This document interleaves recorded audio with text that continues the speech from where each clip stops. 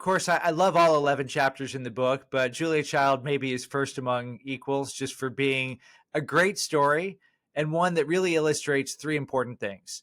It shows what disruptive innovation is and shows how it's quite a broad concept. I call Julia Child the perfect innovator, and I really think she was because she shows us all the recipe for disruption.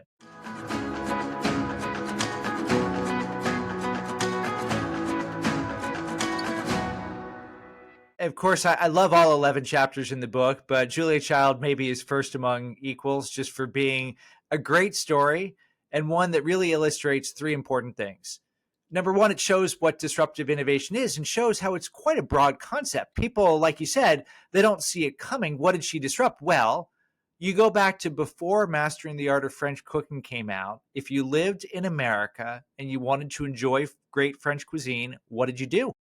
You had to get on a plane or a boat and go to France. That was really your only option. Through the book and the other books that she wrote and her television show, she took what once was complicated and expensive and made it simple and affordable. It is disruptive innovation. That's number one. Number two, she reminds us that anyone can do this. She wasn't born a great chef. Nobody is. When she moved to France in 1948, the joke that would go around when she visited her husband, Paul Child, was that she couldn't successfully boil water. The first meal she cooked for him was brains simmered in red wine sauce. I don't know why she picked that, but that's what she picked. When she first took the test at Le Cordon Bleu in 1951, she failed.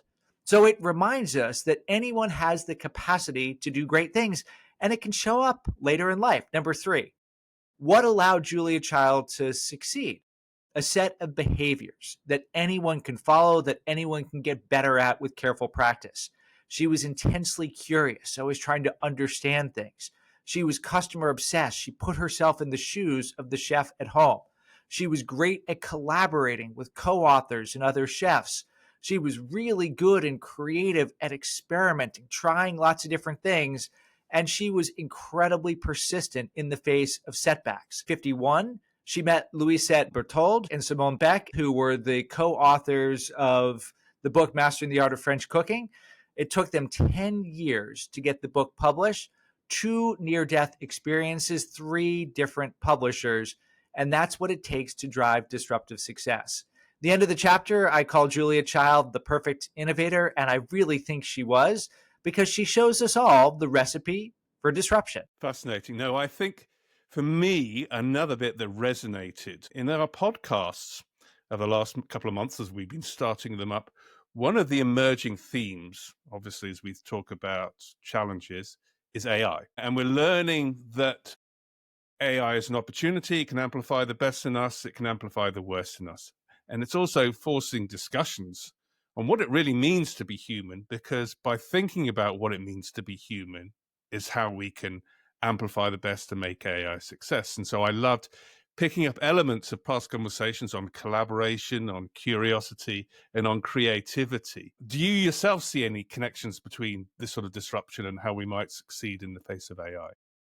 We could talk for hours about AI, and I'll give you just a couple thoughts, and we can branch further if we want, or maybe we'll save that for a follow-up podcast. Who knows? Thank you so much for watching this short video from Arcaro Insights. If you would like to watch the whole podcast, please click on the link on the screen. If you enjoyed it, please hit the subscribe button now. Even better, share it with friends. They'll thank you for it.